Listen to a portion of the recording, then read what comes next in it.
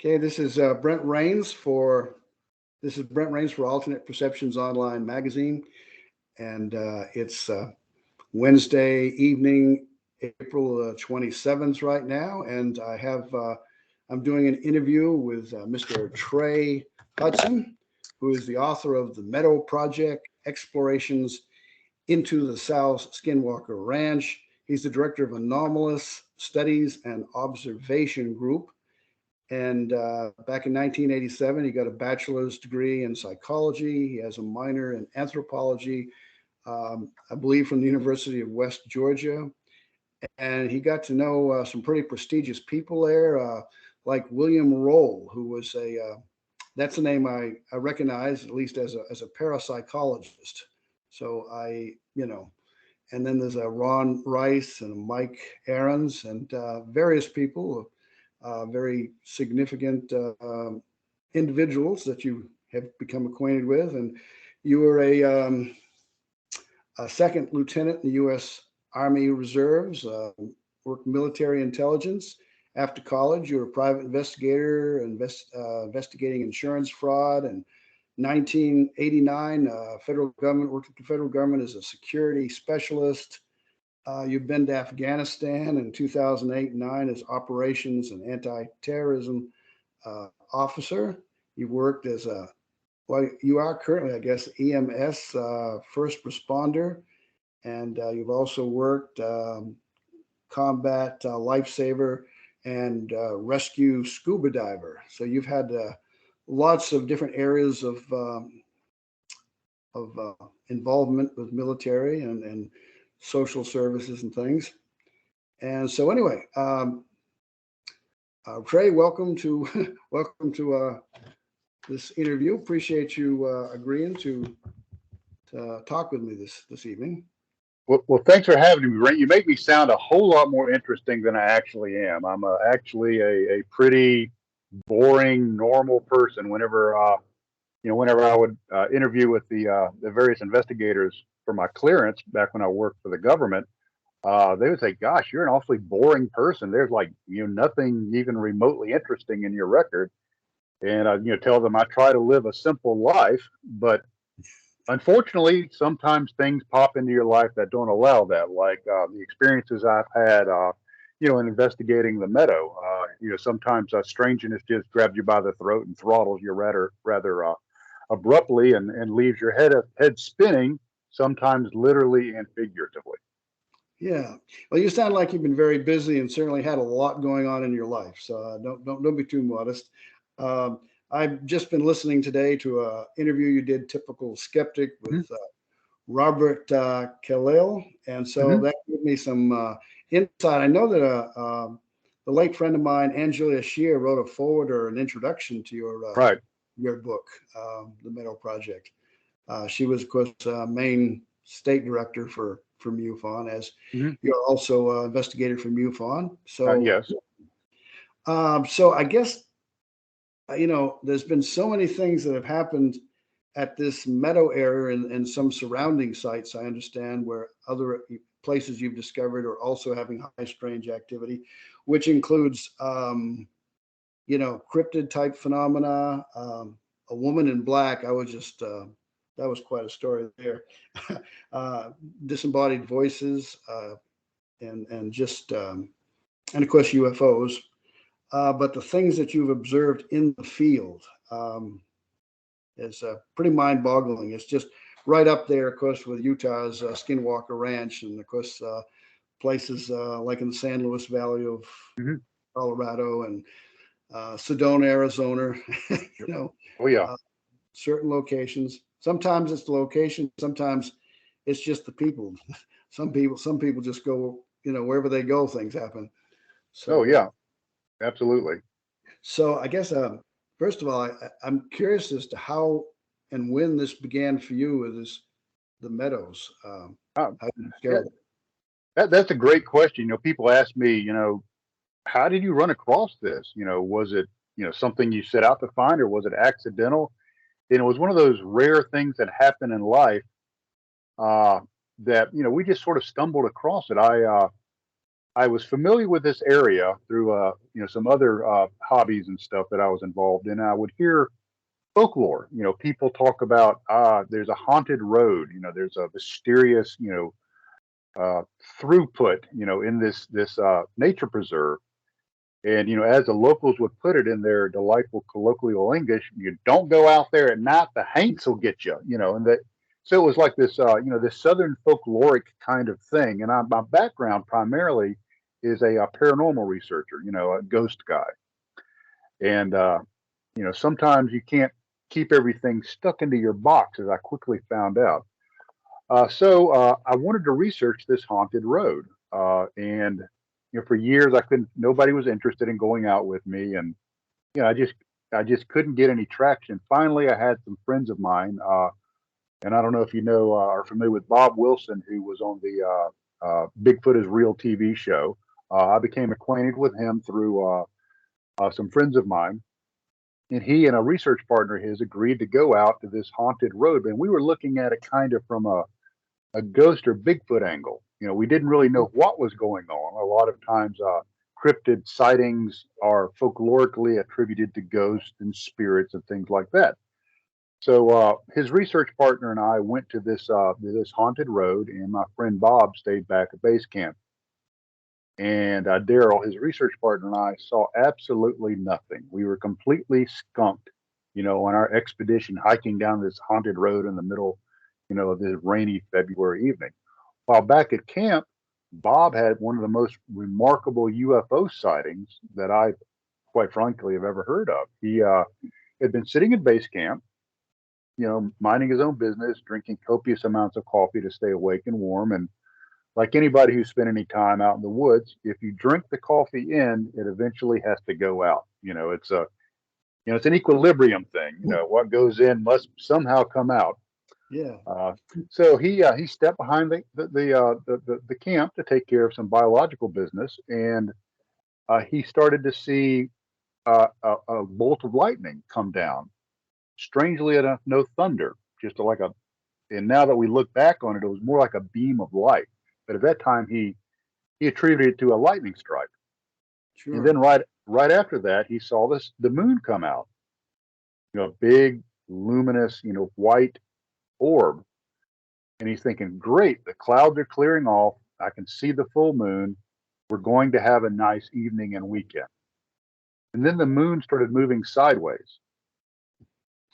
Yeah, and I don't know about in your neck of the woods, but down here in the America Southland, the moon usually doesn't move sideways unless you've had something called moonshine, and then perhaps it will. But everybody was completely sober that evening. So the moon, transited from the right to the left and stopped. And a small pinprick of darkness appeared in the middle of this orb. And it grew in size until it almost encompassed the orb. So you had like a ring of light, like a diamond necklace effect during an eclipse. And then it winked out. So it's like, I forget that haunted road business. This is the place that's rocking. This is where we're going to look. Yeah. And so we decided later on, and let me pull my notes out here. Later on in 2016, we decided that we were going to go back to this area since we had this really cool UFO sighting and kind of poke around. And about a quarter of a mile from this base camp, we found a large meadow. And I want you to imagine a picturesque bucolic mountain meadow, just absolutely beautiful. Somewhere you'd want to take your family, hike into there and picnic. I mean, just really, really, really serene and nice. And we thought this would be a really cool place to kind of focus our research away from the base camp for several reasons. Number one, it's a big open area. Any kind of cryptid or other creature moves through this area, it'll leave footprints, the natural track trap. A little bit of research showed that this area was known for Bigfoot. It has a history of Bigfoot sightings. Second thing is at night, we can set up teams in this big area with FLIR, night vision, and other equipment, and they can see something moving across this big open space. So you have a high degree of visual acuity of anything in this area. And lastly, there's a ridge just to the south of it that looks down onto the meadow that during the winter months when the foliage is gone, you can see things moving down there. So we could place several teams and have really good points of observation. So we thought that that would really be something cool to investigate, and that's how we discovered this meadow, is quite by accident. And and it really got me thinking after researching this area since 2016, that how many people have places like this in their own backyard. It doesn't have to be a meadow or the as John Keel talked about, the dynamite factory up at Point Pleasant, but it could be something very mundane in people's backyard. The people that are listening to us right now might have one of these places within a few miles of them and never even know about it. Yeah, yeah, it's very interesting. So that was how you discovered it, and Mhm. really started in 2016 to really set up base around that Right. area. And now, kind of what evolved next with that? I know you, from what I've heard, there was you started picking up things like in the floor and such. Right. Not, I don't think you saw it with the naked eye, but you saw like entities and such. That No, was in that was in 2017. okay. Later in 2016, right after all this, we started really looking at the meadow. Our first trip out there, we had some amazing phenomena happen. There is, we decided we were going to put several teams down in the meadow and have a individual run the top of the ridge, see if he could flush anything down into the field. And as that team member was moving to his starting point, and we're in radio communications with each other, he gets to a point and he says, "I don't remember how I got here."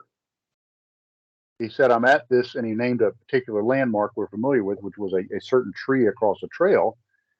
And he says, "I don't remember walking here." Hmm. Of course, the first thing we thought is, maybe he was having, some sort of epileptic episode or a stroke, or he had fallen and got concussed and was not aware, of what had happened. So we have several paramedics and medical folks on the team. So they did a quick medical assessment over the radio. Can you feel your extremities? Are you dizzy? Does your head hurt? Repeat, Mary had a little lamb, and we listened for slurring, and everything was fine. And Hmm. he said, I must have just been daydreaming, you know, like happens when you drive to work early in the morning. You just zone out. So he's like, okay, I must have just been thinking about something else. Not a big deal. So he hiked up to the top of the ridge, dropped down to the far side, and then started working his way back to some of our fields, or some of our teams there in the field. The closest team to him had two members in it. One member uh, has a degree from the Georgia Institute of Technology, a master's degree, a whole career in emergency medicine, very well grounded, highly educated individual.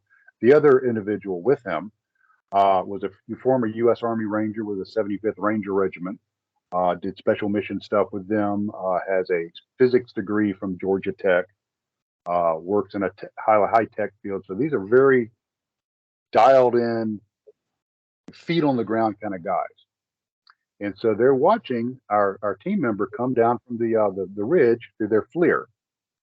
And what we have found is FLIR is one of the most greatest pieces of equipment in our particular application, because we have caught a lot of anomalies using the FLIR thermal.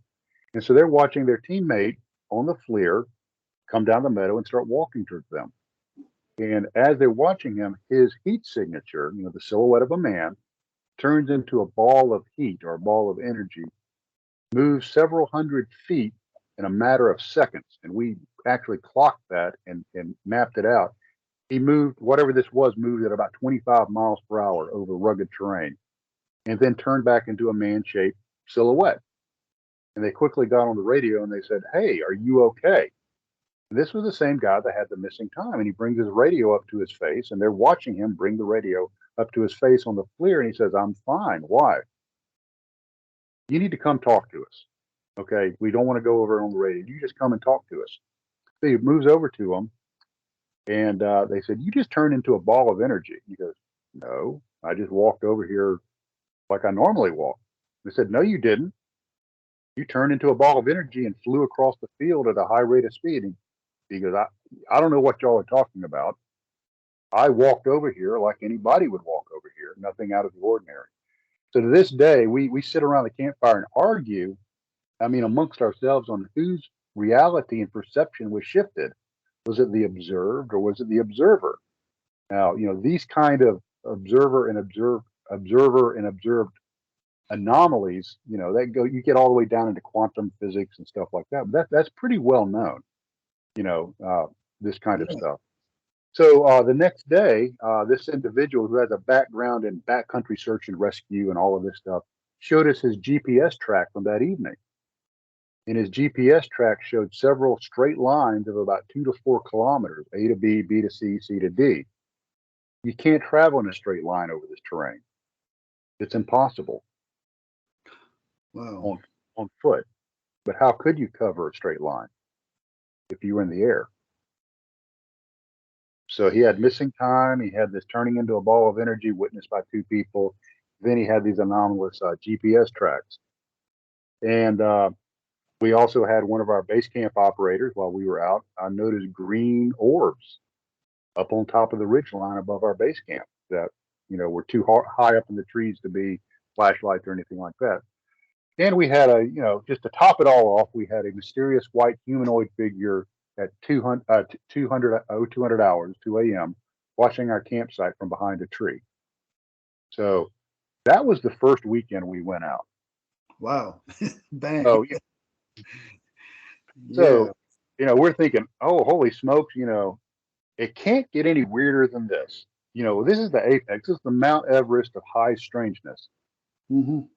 We were wrong. We were very wrong. Because when we went back in February of 2017, we decided that we were going to change our protocols a little bit. We weren't going to have a single person walk the ridge line after that missing time event. We were going to always have teams together. Nobody went out by themselves. So we did the same thing since we were so successful last time. We placed three teams in the field equipped with night vision and FLIR. Every team had a radio. Every team had to request permission from the on-site commander, the field commander. We kind of operate in kind of a military kind of structure because it's just something that works, and a lot of us are former military.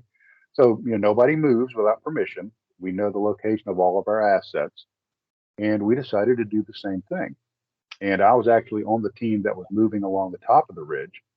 And when we got to the far end of the ridge, we looked down in the field and we saw these figures, these 2 upright heat signatures. Now, imagine a heat signature of about 6 foot tall, 2 foot wide, 2 meters tall, point, 7 meters wide, about the size of a man. And there were 2 of them. And what's really weird is these figures were 2 figures upright, then they shrink down to small, then they go back upright, then they merge into one, then merge into 2, and then disappear. And we have this on film, and we've enhanced that FLIR footage. So it's like, okay, as Sherlock Holmes would say, the game's afoot. We're really rocking now. So we quickly dropped down into the field looking for these figures, and we picked up all of our teammates on our FLIR in night vision, but nothing to where these figures were. So that they were not team members. We did an accountability, and nobody was in this area. So as we're moving, to the opening of the meadow, to the east side of it, we get a call on the radio from one of our team members and said, "Hey, you need to come over here. Something's forming in the meadow." And we said, "Well, what is it, David?" And he said, "It's a box or a cube." He goes, "I've never seen anything like this." It's like, "Do you see it with your naked eye?" No. "Do you see it with night vision?" No. "I only see it through the FLIR. It's a heat variance." So we beat Pete over there, and as we get over there, he says it's starting to dissipate, and I didn't hit record on my FLIR until it was starting to fade. It's like, well, dang, we wish you could have recorded it, but we still need to investigate it. So we had him set his FLIR up. Everything's being recorded now, and we did dispatch the team to the area where this cube or box was. And as they're going over there and they move into the area where this thing was, they disappear off the FLIR. They're gone. And it was so shocking to the FLIR operator, he actually says on the video, "Did they just disappear?" And they stayed there for a few moments and they backed out of this and they reappeared as recently as last March, first part of a few months ago. We recreated this during the daytime for a couple of reasons. Number one is we could film it during daylight, and there's a much closer heat variance to the ambient temperature and body temperature. So it was actually easier to lose people in the background heat during the day than it is at night. And we tried to recreate this and we couldn't do it. We actually had, I have a video of live footage and FLIR footage that's synchronized. And as the people go behind some trees and stuff, they're still very visible on FLIR. So we were not able to mimic and recreate this total masking of their heat signatures. So we asked them, what was it like when you were there? And they said it was very strange. When we walked into this area, it was like there was no vegetation. You know, it was just a smooth walk in there. There were no briars, no brambles, no branches, no, you know, nothing impeding their access. And they said it was very dark, like they were inside of a velvet bag, you know, a dark black velvet sack, very dark. And then when they decided to exit that, because we didn't really have the protocols at that time to deal with okay, I'm going to use the word a portal. You know, I don't know what else to call it. I'm just going to use that. So that's a convenient label. When they backed out of it, they had noticed the temperature dropped. And now when they were pulling back out of it, they started encountering the branches and the sticker bushes and the briars and the roots and everything that were, you know, tangling their feet and encumbering them as they try to back out of it. That wasn't there before. So we're watching all of this on FLIR. And one of our other FLIR operators turns to her right to a small copse of trees about 40 meters away. And she says, who or what is that? And it's two heat signatures watching us from this group of trees that quickly disappeared. Maybe the same entities that we had captured earlier, you know, on our FLIR. And so our team comes back out of it. We're discussing this amongst ourselves. You know, we're excited. This is the first time that I'm aware of that somebody disappearing into a portal or a void or whatever you want to call it has actually been captured on film. First time that I'm aware of. And this is monumental. So we're very excited about this. And so my teammates and I are discussing what to do next, and we get a call from base camp. And, you know, just when you think it can't get any weirder, it does. He says, there's somebody here that wants to talk to you, Trey, since I was the commander during that expedition that weekend. I said, yeah, you know, Glenn, I'll talk to you when I get back to camp, you know. He goes, no, it's not me, it's somebody else. I said, well, who is it? He goes, you need to come back and, you know, see. So we quickly packed our stuff up, all our gear, and we headed, you know, hiked back to base camp. When we got there, much to my chagrin, I saw a businesswoman. Now I'm going to paint a picture of this. We are in the middle of the forest. We're in an area so remote you don't even have a cell signal. We have to use ham radio to communicate. It's February. It's in the mountains. It's cold. It's 10 p.m. at night, 2,200 hours. And to my surprise, I find a businesswoman waiting for me, wearing loafers, slacks, a blouse, and a blazer. And she wants to talk to me immediately. And our plan was to get back and do a video after action review using cognitive interviewing techniques so we could try to pull out this experience from all of the team members while it was still fresh. And this businesswoman wanted us to drop whatever we were doing and head to her down this deserted road in the nature preserve and go hunt down something that she called monkey bears. Now, I don't know what a monkey bear is. I know what a gummy bear is, but I don't know what a monkey bear is. And she was adamant, and she was like very odd. She was off. Just something wasn't right with this woman. And so she's trying to convince us to go see these mysterious monkey bears. I'm thinking to myself, I'll be damned if I'm going to follow some strange woman down to this road in the middle of the night with my team and my gear, because God only knows what would happen. You know, are we being set up to be robbed, or are we going to get the probe, that everybody talks about? What are we going to get? Will we end up, on a chapter in one of David Paulides' books, And so, of course, I kept trying to shoo her off, and she kept engaging in a conversation. She goes, "Oh, well, where did you go to university?" And I'm like, "Yeah, I went to the University of West Georgia." And she goes, "Oh, that's strange. I did too." I'm like, "That's odd." And she goes, "What did you study there?" I said, "Well, my degree is in psychology." She has mine too. I go, "Okay, she's messing with me now. She's just parroting what I say." So I'm going to trick her. And I said, "Who are some of your favorite professors?" And she actually named some of the people you mentioned that I knew. I'm like, okay, what are the odds of a businesswoman in the middle of the night in the forest? I went to the same university, has the same degree, and knows the same people I do. It's astronomical. And she's acting really weird. She's off. And to top it off is, while she's trying to interact with my team members, she says, wait, wait, wait. And she backs off a few meters from the group of us, still within the light of our lanterns, and squats down and urinates in front of us. And then comes back over and realizes that she is not going to dissuade us from doing what what we wanted to do, the after action review, and she left. So I started thinking about this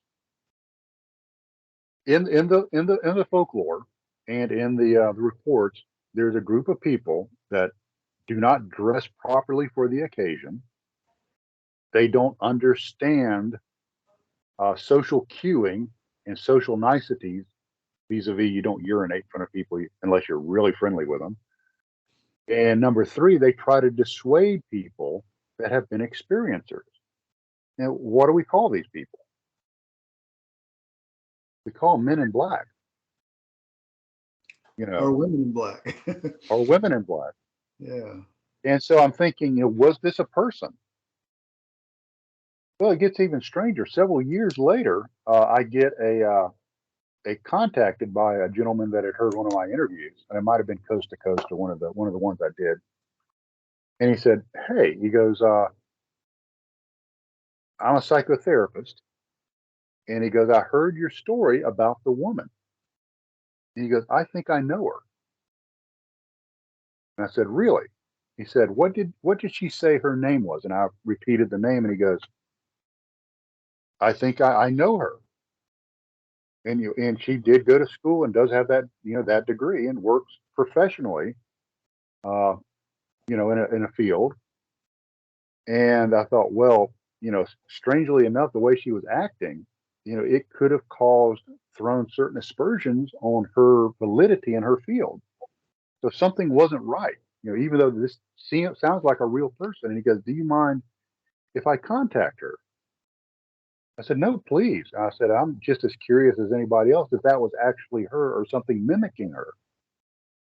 And her recounting of it is she remembers being in the forest, and she says she would drive around in the middle of nowhere to decompress after a hard day.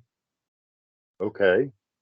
And she remembers running into us, and my acquaintance said, "Do you remember anything unusual about the encounter?" And she said, "I remember they seemed like they were being evasive about something, and they seemed like they had something else they needed to do. But other than that, I don't remember anything out of the ordinary. They just weren't very interested in talking to me, so I left." And that's her recollection of it. And of course, I asked this gentleman, would she be, ask her if she'd be interested in being interviewed. I would love to talk to her. I'm not gonna out her. I'm not going to embarrass her. This will be very respectful, but this is a very strange event. And she declined, for whatever personal reason. I can kind of understand where she's coming from. Yeah. And so it was almost like her recollection of the evening was a different evening. And it's like she was being controlled by something or had some sort of, you know, amnesia over certain parts of that. Uh, so it's just still a very weird thing, which just kind of takes the whole Men in Black thing and maybe turns it 90 degrees and like, well, are Men in Black maybe real people that are under the influence of some other intelligence, or acting as an agent for something else. So I don't know. It was just a very, very weird experience. And that was our experience of February of 2017. Well, John Keel thought that he would never be able to, you know, run down a flying saucer and talk to the occupants. So he had the thought that if he could, he felt that some of the Men in Black were actually mind controlled experiencers or people with certain backgrounds that made them susceptible to interaction of this kind. And Yes.